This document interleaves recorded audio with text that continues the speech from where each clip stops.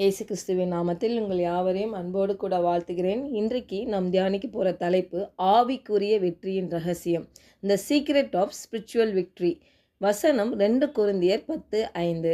அவைகளால் நாங்கள் தர்க்கங்களையும் தேவனை அறிகிற அறிவுக்கு விரோதமாய் எழும்புகிற எல்லா மேட்டிமையையும் நிர்மூலமாக்கி எந்த எண்ணத்தையும் கிறிஸ்துவுக்கு கீழ்ப்படிய சிறைப்படுத்துகிறவர்களாய் இருக்கிறோம்.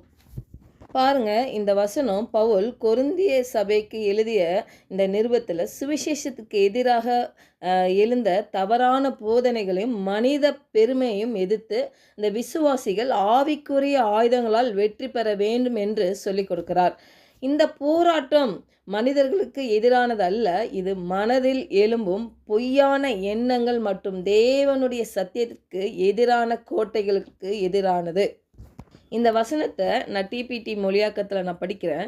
தேவனுக்கு விரோதமாக இருக்கும் ஒவ்வொரு வஞ்சகமான கற்பனையையும் நாம் தகர்த்து போடலாம். தேவனை பற்றிய மெய்யான அறிவை எதிர்த்து எழும்பும் ஒவ்வொரு அகங்கார மனப்பான்மையையும் நாம் தகர்த்தெறியலாம். போர் கைதிகளைப் போல ஒவ்வொரு சிந்தனையும் நாம் சிறைப்பிடித்து அது அபிஷேகம் செய்யப்பட்டவருக்கு கீழ்ப்படிந்து தலைவணங்க வேண்டும் என்று வற்புறுத்துகிறோம். அநேகர் தாங்கள் யோசிக்கிறது, சிந்திக்கிறது எல்லாம் கரெக்டு அப்படின்னு நினைக்கிற இடத்துல நம்ம இருக்கக்கூடாது. இல்லை, நம்ம நினைக்கிற ஒவ்வொரு காரியங்களும் சிந்தனைகளும் இது தேவன்கிட்ட தான் வருதா, இல்லை இந்த உலகத்துலேருந்து வருதா, இல்லை சத்ரு கொண்டு வரானா அப்படின்றது தான் ரொம்ப முக்கியம். பாருங்க, அந்த கர்த்தர் வார்த்தைக்கு எதிராக வருகிற எண்ணங்கள் சிந்தனைகள்லாம் எப்படி மாற்ற முடியும்னா தேவனுடைய வார்த்தையை கேட்கும் பொழுது தான். சபைக்கு போகிறோம், கூட்டங்களுக்கு போகிறோம், இந்த மாதிரி யூடியூப்பில் நம்ம மெசேஜ் கேட்குறோம். இந்த வார்த்தைகள்லாம் நம்ம கேட்கும் பொழுது நம்ம எண்ணங்களை மாற்றுவதற்கான மிக சிறந்த ஒரு வழி. ஹல்லேலூயா.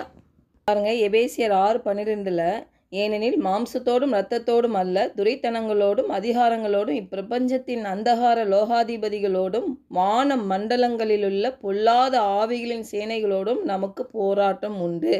அப்போது நம்ம போராட்டம் மாம்சத்தோடும் இரத்தத்தோடும் அல்ல என்று தெளிவாக இங்கே சொல்லுகிறது. அப்போது அந்த மாம்சத்திற்குரிய அந்த பலவீனமான உலகத்தில் நடக்கிற காரியங்கள் இதெல்லாம் ஒரு ஆயுதமாக உதவாது.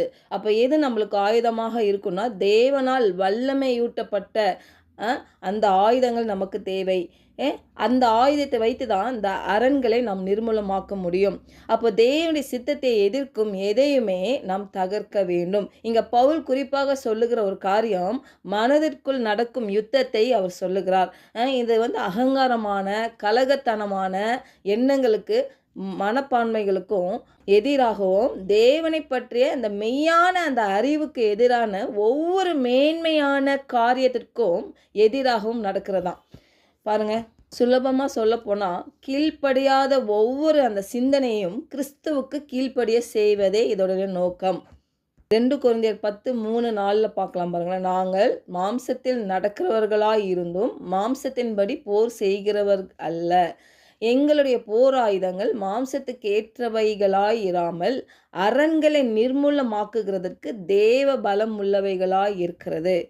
அப்போது இங்கே பவுல் சொல்கிறாரு, ஒரு விசுவாசின் வாழ்க்கை ஒரு போராட்டம் இருக்குது, அது இல்லைன்னு சொல்லலை.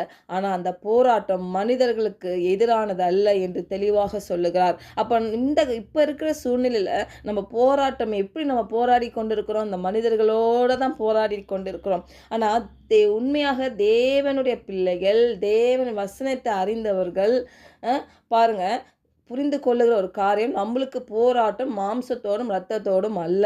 நம்மளுடைய போராட்டம் வான மண்டலத்தில் உள்ள பொல்லாத ஆவிகளுக்குள்ளாக இருக்கிறது. பாருங்கள், நம்மளுடைய சித்தமே தேவன் இந்த பூமியில் தேவனுடைய ராஜ்யம் என்னது, சமாதானம், சந்தோஷம், நீதி, அதுக்கு எதிராக தான் இந்த ஆவிகள் கிரியை செய்யும். பாருங்க, அப்போ நம்ம தான் அதை பகுத்தறிந்து கொண்டு நம்ம எழும்புகிற ஒவ்வொரு சிந்தனைகளும் ஒருவேளை போராட்டங்கள் வரும் பொழுது இது கண்டிப்பாக தெரியும், இதெல்லாம் ஒரு ஆவிக்குரிய ஒரு காரியம், இதை நான் எப்படி மேற்கொள்ள வேண்டும் என்று நான் தேவனுடைய வசனமாகிய ஆவியின் பட்டயத்தை எடுத்துக்கொண்டு தான் நான் அது போராட வேண்டும். பாருங்க, இந்த யுத்தத்தில் கோபம், வாக்குவாதம், இந்த மனித அறிவு இல்லாட்டி உடல் பலன் இதெல்லாம் வெற்றியை தரவே தராது. தேவன் கொடுத்துள்ள அந்த ஆவிக்குரிய ஆயுதங்களே வெற்றியை தரும். அந்த ஆவிக்குரிய ஆயுதங்கள் என்னென்னா தேவனுடைய வார்த்தை, விசுவாசம், ஜெபம், பரிசுத்த ஆவியின் வழி நடத்துதல், மற்றும் கிறிஸ்துவில் நமக்கு கொடுக்கப்பட்ட அந்த அதிகாரம், இதுதான் இந்த வெற்றியின் ஆயுதங்கள். ஹல்லேலூயா. அப்போ கோட்டைகள் என்பது வெறும் வெளிப்புற தடைகள் அல்ல, அது பல ஆண்டுகளாக மனதில் கட்டப்பட்ட ஒரு தவறான நம்பிக்கைகள். நான் தகுதியற்றவன், என்னால் இது முடியாது, நான் இப்படி தான், என்னை நான் அற்பமானவள், இல்லை நான் எதுக்குள் ஆக்கி கிடையாது, தேவன் என்னை நேசிப்பதே இல்லை போன்ற இந்த சிந்தனைகள்லாம் கோட்டைகளாக இருக்கலாம். இந்த கால வேளையில் இயேசுவுக்கு சிறைப்படுத்துகிறவர்களாக இருக்க வேண்டும் என்று தேவன் அழைக்கிறார். அப்போது நம்முடைய சத்தியம் அந்த கோட்டைகளை இடித்து தள்ளுகிறது. பாருங்க, உதாரணத்துக்கு தாவீது கோலியாத்தை பார்த்தீங்கன்னா அந்த மனித பலத்தால் வெல்லவில்லை, கர்த்தரின் நாமத்தினால். அவனுடைய நம்பிக்கை தேவனில் இருந்தது. அப்போ நம்மளுடைய நம்பிக்கை தேவனில் இருக்கும் பொழுது நாம் வெற்றியை முடிசூட்ட முடியும். பாருங்க, ஒரு கணத்தில் பார்த்தீங்கன்னா அந்த கோலியாத்தை அவன் வீழ்த்தினான். இதுதான் ஆவிக்குரிய ஆயுதங்களின் வல்லமையை வெளிப்படுத்துகிற ஒரு காரியம். அப்போ நம்ம வாழ்க்கையிலும் ஆவிக்குரிய ஆயுதங்கள் வல்லமையை வெளிப்படுத்த வேண்டும் என்றால் தேவன் மேலே நம்பிக்கை வைக்க வேண்டும். நம்முடைய சிந்திக்கிற ஒவ்வொரு எண்ணங்களும் நாம் சிறைப்படுத்துகிறவர்களாக இருக்க வேண்டும். அப்போ போராட்டம் வெளியில் அல்ல, மனதில் தான் ஆரம்பிக்கிறது. எதிரி முதலில் நம்ம மனதில் ஒரு பொய்யை விதைக்கிறான். அந்த பொய்யை நாம் தகர்த்தெறிய வேண்டும். நான் தேவனால் நேசிக்கப்பட்டவள், என்னை கண்மணி போல காக்கிற தேவன் என்னை விட்டு விலகுவதும் இல்லை, என்னை கைவிடுவதும் இல்லை, ஆகாயத்தை பறவைகளை பூஷிக்கிற தேவன் என்னை அற்புதமாய் அவரை சாயலில் என்னை படைத்திருக்கிறார் அப்படின்ற ஒரு விசுவாசம் இருக்கணும். பாருங்க, கர்த்தர் என்னை விட மாட்டார், என்னுடைய நம்பிக்கை அவர் மேலே இருக்குது. இந்த தாவீது போல சிறிய தாவீதுக்குள்ளாக தேவனுடைய வல்லமை இருந்தது. பாருங்க, அந்த ஒவ்வொரு சிந்தனைகளும் அது தேவனுடைய வார்த்தைக்கு ஒற்ற சிந்தனையாக இல்லை.